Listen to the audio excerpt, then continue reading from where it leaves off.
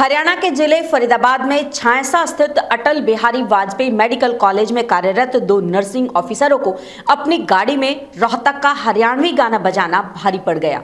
इस गाने को सुनकर छायसा इलाके में 2 नर्सिंग ऑफिसरों पर न केवल मकान मालिक सहित बल्कि उनके 2 बेटे साथ ही अन्य बाहर से बुलाए गए बदमाशों ने लाठी, डंडे, सरिये और चाकू से हमला कर दिया। इस हमले में एक नर्सिंग ऑफिसर रामफल का हाथ टूट गया, बल्कि उसे चाकू भी लगा है। वहीं दूसरा नर्सिंग ऑफिसर मंजीत भी बदमाशों के हमले में गंभीर रूप से घायल हो गया।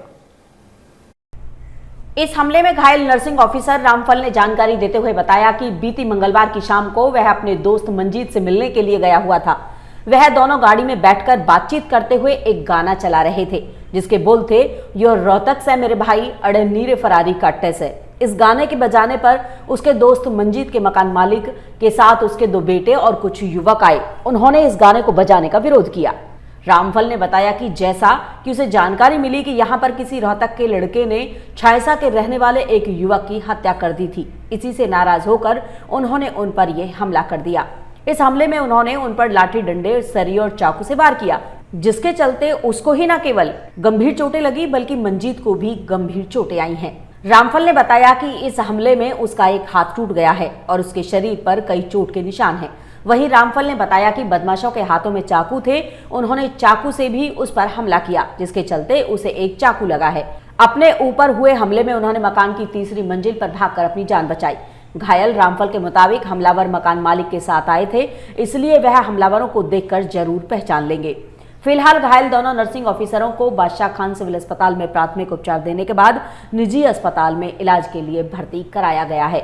वहीं इस हमले में घायल नर्सिंग ऑफिसर मंजीत ने बताया कि उनके ऊपर हुए हमले में उन्होंने पुलिस को सूचना दी है, लेकिन पुलिस काफी लेट पहुंची, जिसके चलते उन्हें अपने दोस्तों को फोन करके बुलाना पड़ा। उसके दोस्त जब आए तब उन्हें बादशाह खान सिविल अस्पताल में इलाज के लिए वो लेकर पहुंचे, जहां पर उनके प्राथमिक उपचार देने के बाद दिल्ली के सफदरजंग अस्पताल के लिए रेफर कर दिया गया। मंजीत के मुताबिक फिलहाल दोनों का फरीदाबाद के एक निजी अस्पताल में इलाज चल रहा है। वहीं इस मामले में थाना छायसा एसएचओ ने जानकारी देते हुए बताया कि फिलहाल दोनों पक्षों की तरफ से पुलिस को शिकायत प्राप्त हुई है। शिकायत के आधार पर मामले की जांच की जाएगी। इस घटना में जिसका भी दोष पाया जाएगा उसके खिलाफ उचित कानूनन कार्रवाई की जाएगी। क्या नाम है आपका? रामफल जी, क्या हुआ है? किस पोस्ट में आप? कहाँ हैं अभी आप? मैं नर्सिंग ऑफिसर हूँ अटल बिहारी वाजपेयी मेडिकल कॉलेज में छायसा में। अच्छा, क्या हुआ? मैं वहाँ अटाली में रहता हूँ और मेरे 2 दोस्त थे, वो छायसा में रहते हैं। तो हम उनकी गाड़ी से आए थे, मेरी गाड़ी उनके रूम पे ही खड़ी थी। तो मैं उनको छोड़ के मैं अपनी गाड़ी लेके निकलने वाला था। मैं निकलने के लिए तो गया था वहाँ पे कि मैं अपनी गाड़ी लेके निकल जाऊँ, इनको छोड़ दूंगा।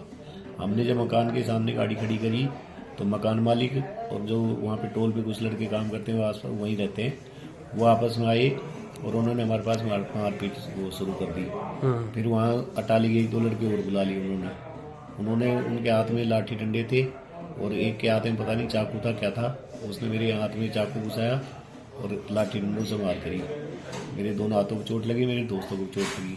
अच्छा, मैंने बड़ी मुश्किल से जाके पीछे छुप के जान बचाई। हाथ टूट गया आपका है? कितने लोग थे हमलावर?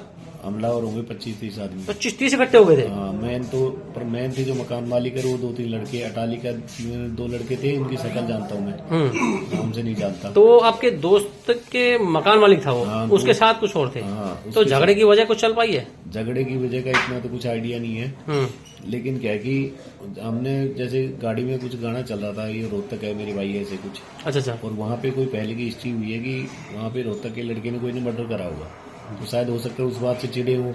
अच्छा, क्या कोई और बात हुई होगी? आपकी गाड़ी में चल रहा था ये रोहतक है मेरे भाई, इसी गाने को सुन करके उन्होंने आप पे हमला कर दिया? हाँ, बस यही वजह? ओनली यही वजह। और कोई झगड़ा तो नहीं था किसी का? आपको रंजिश पुरानी कुछ नहीं? और मकान मालिक, इनका मकान मालिक, कभी मैं इनके रूम पे भी जाता हूँ तो बार टॉर्चर करता है, धमकी देता है। क्यों? जैसे पैसे मांगता है फालतू की, कोई भी चीज होगी तो उसके पैसे मांगता है, किराया भी लेता है, बिजली का बिल भी लेता है। फिर भी कोई बात होगी, कचरा भी पड़ा है तो ये मैंने साफ करा, इसके 500 रुपए दो। अच्छा, बाहर हम चले गए। अब क्या चाहते हैं आप? मैं तो पुलिस केस करना चाहता हूँ, मकान मालिक के खिलाफ कार्रवाई करना चाहता हूँ। पुलिस में शिकायत की थी आपने उस समय? उस टाइम पुलिस भी आई थी। पुलिस ने बोला कि हम छायसा में चले जाएं, लेकिन अभी वहाँ पे मतलब इमरजेंसी सेवाएं, मतलब जो ऑपरेशन वगैरह शुरू नहीं हुए। अच्छा, तो फिर हम यहाँ भी सीधे आ गए आप? ठीक है।